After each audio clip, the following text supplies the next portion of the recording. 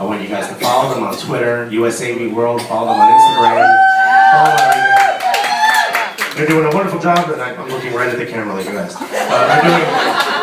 They do a wonderful job of bringing the world's best comedy to America. Right, guys? Give them a round of applause.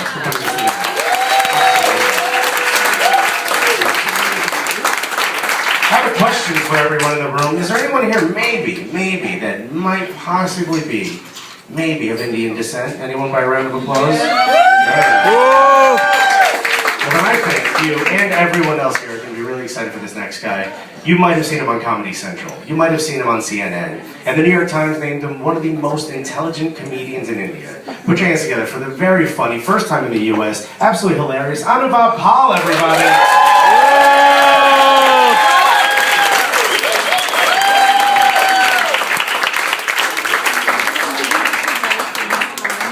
I'm sorry I look like this. It's the best I could do. I was told this is how you Americans dress. I look like a taxi driver in Dubai. I'm sorry. 6 people understood that. You know, I'm very happy to be in the United States. Some of you, my accent may take a while. It's from the other part of the world, most of it. That other part. I'm a little embarrassed. I am Indian. And, you know, it is quite embarrassing being Indian. You know, you guys have a lot of things here. You have political correctness. You're all aware of what to say to each other. When someone puts on a bit of weight, you say you look different. Things have changed in your life, probably. You go west or east of the Suez, fuck all, nothing. Just there's no filter between here and here, nothing. I was on this flight coming to America. There was an Indian man. There was an Indian man over 65. I think people over 65, they generally have no filter. Most parents, no filter. This man was an Indian man with no filter. There was an American artist sitting next to me, and this man, he just like out of nowhere, just looked at this man and said, "You're damn fat." Eat a lot, huh? Eat a lot, huh?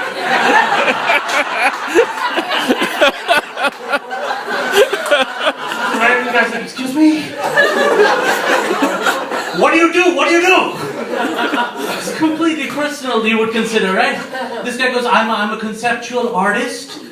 I'm from New York. I was showing some of my work in Mumbai.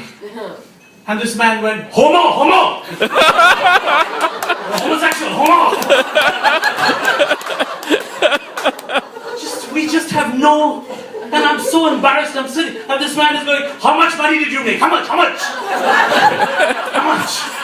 This man's like, "I don't want to talk about it." And it's so embarrassing. He looked at me, he's like, "I'll tell you a secret, I'll tell you a secret. You know these flight attendants? They're all prostitutes." Ask them. They're all prostitutes, ask them, ask them. I said, "I'm not asking them, I'll ask them."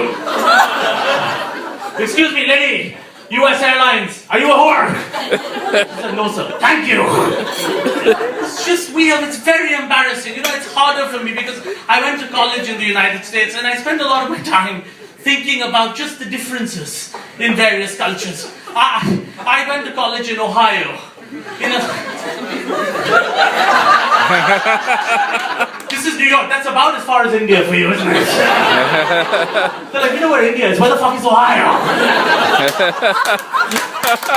No idea. No.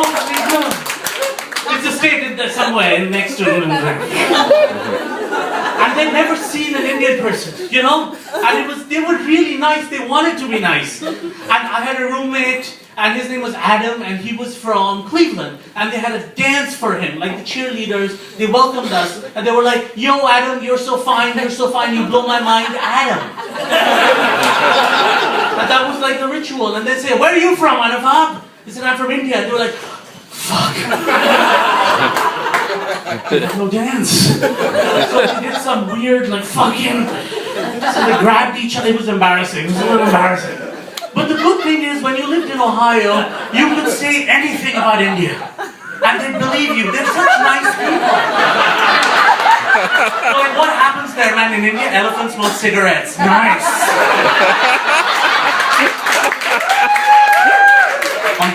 shove it up their ass. It's nice. It was, you could say anything, and they, you know, they meant well. They were very earnest. They meant well. They said, Anuvag, do you guys have birthdays over there?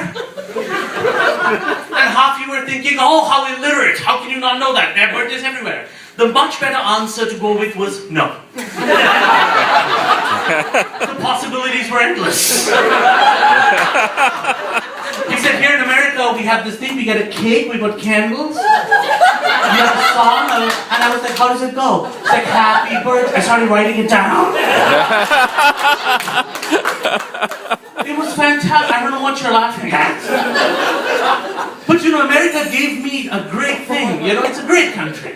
You know, see, I come from a culture where, you know, you're taught, in academia, you're taught literature, books, you're just taught other people's stuff, right? And you're like, okay, I'm reading Shakespeare, and you read it, and they're like, what? And nobody asks you what you think. So you're like, oh, this other person thinks this, and you just fucking memorize it, and you go to an exam hall, and you go,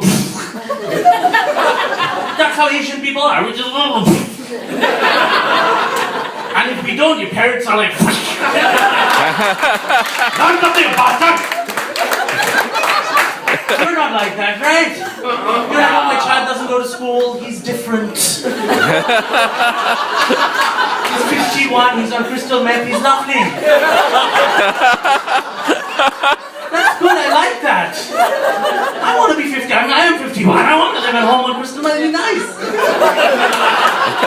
But I came to America with that, you know, and I went to class for the first time, and I'd never seen snow. It's freezing snow, and I had a backpack, and I was short, fat, fucking Indian. And I came to America for every reason where everyone comes, for knowledge. And I'm like, this bastard better know something. He better have a lot of fucking knowledge, it's freezing. And I went there, I sat down in class, and he said, Anuvag, have you read Hamlet? I said, yeah. He said, so, tell us some views. I was like, well, you see, sir, I read these notes, and this guy thinks Hamlet's great, and this guy thinks Hamlet's a genius, and this guy's like, no, fuck that. I was like, what do you think? I'm like, what kind of what? Bastard, I'm paying you, you're paying me. What the fuck country is this? It's a restaurant that makes you cook your own food. It's insane.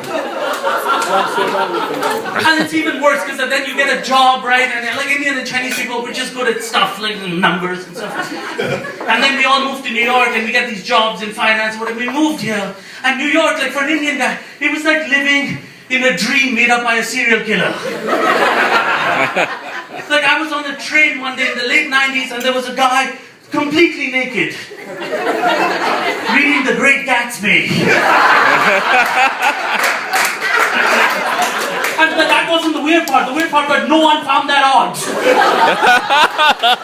People were all like, oh, okay, he's reading the book. He's fine, he's great, he's fine.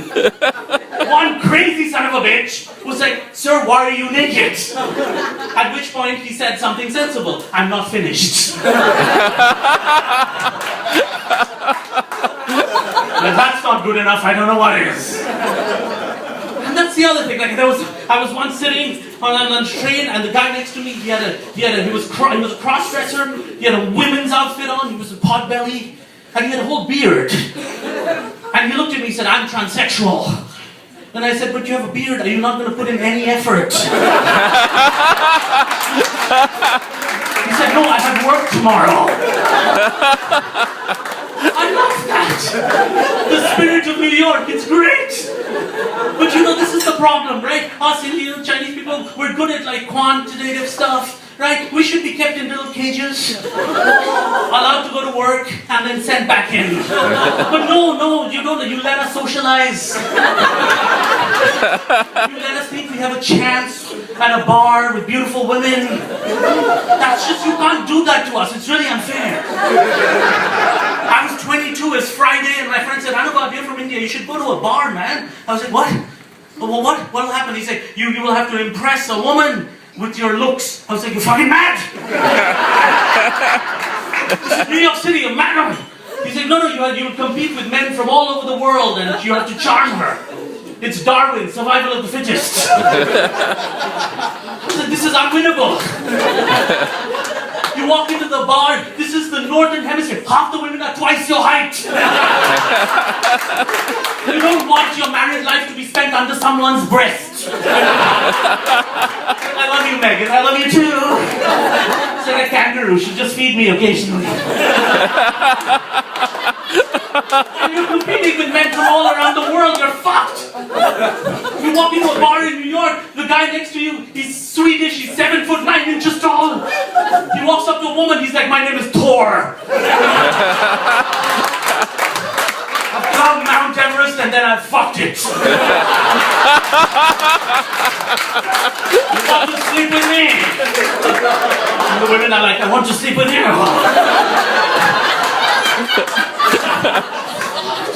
My goodness, this is becoming about national pride now. Then Latin men show up. Latin men in New York, they're dancing all the way from Rio. Dancing. I like to do the salsa. Ladies, while doing the merengue inside the paella. You don't want to dance with me? God, women are God. They want to dance with the fuck. Like half Swedish people have height. Latin people have dancing. What do you have? What do you have? Anubhav, think. What does India have? By this time, the owner of the bar gives me a mop. I'm like, I'm not from Mexico. How racist? I may be down, but I'm not a racist. So now it's trouble. Then Italian men show up. Italian men are the only men in the world that can wear red pants and look heterosexual. Ciao, bella, bella, ciao. I think you gelato, taking on my Vespa, bella, ciao. Gone. The men from Africa show up. Men from Africa, not even Africa, proper Africa. A tall fucking seven, they're like, my name is Olombi Kenyatta. I know. I can run a marathon while having sex with you. I have a very big black vocabulary. And the women are like, come Olombe, show me your alphabet.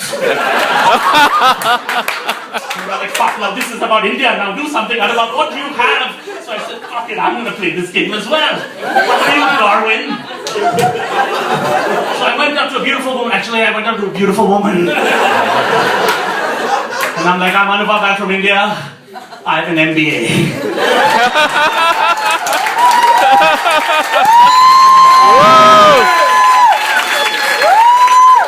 It was a very different reaction. She ran. At which point, while she was running, I said, with a specialization in marketing. Like, that will be a clincher. Ladies and gentlemen, you've been fantastic. Have a good night.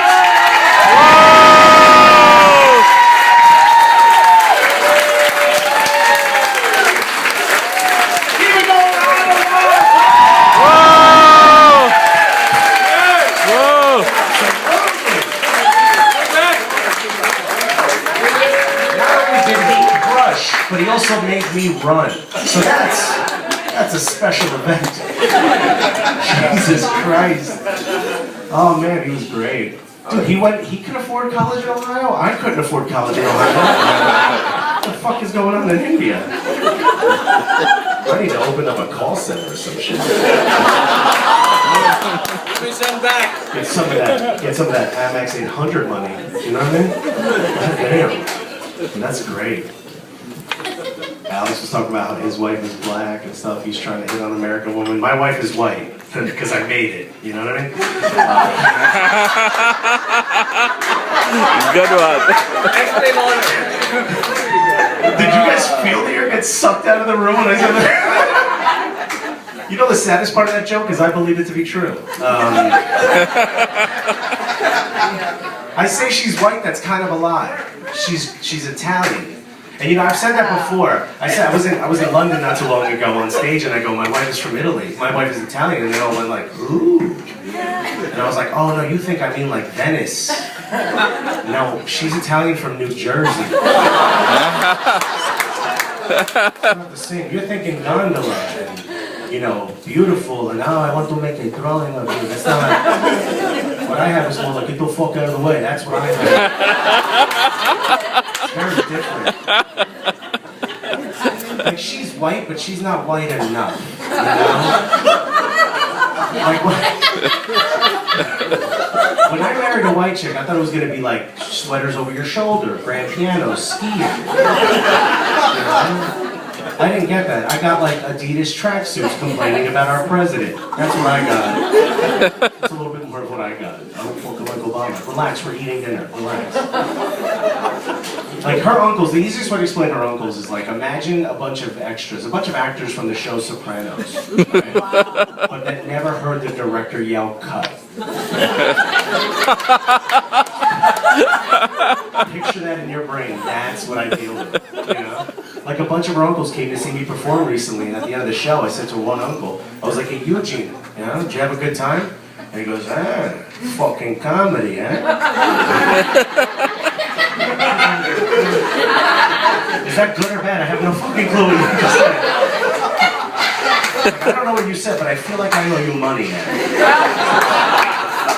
I feel like I should slip you an envelope with a lot of money in it. I was like, Eugene, did you have a good time or not? He's like, yeah, fucking comedy. Let me ask you a question though. I thought comedy was supposed to be about honesty, huh? How come you didn't do any jokes about how much you love to suck dick?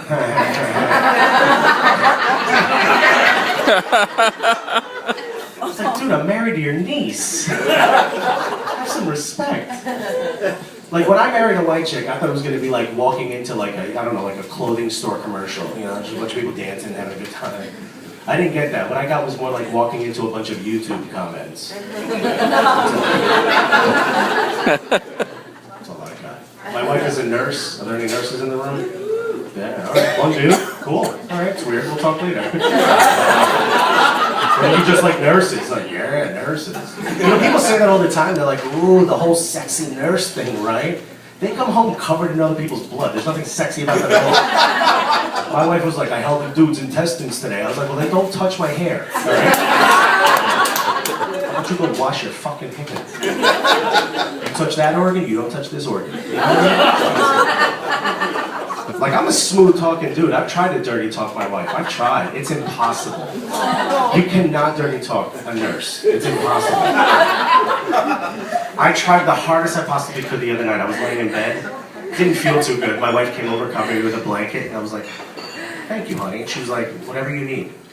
I'm here to take care of you. She's like, if you need anything, just say my name. I'm in the other room. I'll run in here and take care of you. And I was like, look at you with your bedside manner. You sexy little nurse. You're my dirty little nurse. You're my little wet nurse. She was like, I don't think you used that last one correctly.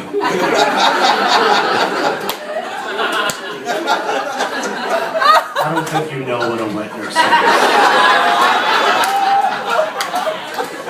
She looked at me and she's like, if you did, I don't think you would have said it. She looked at me and she goes, a wet nurse is someone who's hired to breastfeed. I looked at her and I go, that's fun. No, I knew what it was. It's just what I'm into now. Now go get me a cup of milk. I didn't say that. She's cool people. She likes this whole comedy thing. Should we, I grew up in Newark, New Jersey. I don't know if you guys have ever bought heroin before. It's a good place. I'm not even lying, the black dude doing the sound just threw me a gang sign when I said Newark. That's Newark, New Jersey. You think I'm joking. It actually happened just now while I said that. Newark is like a really tough place to live.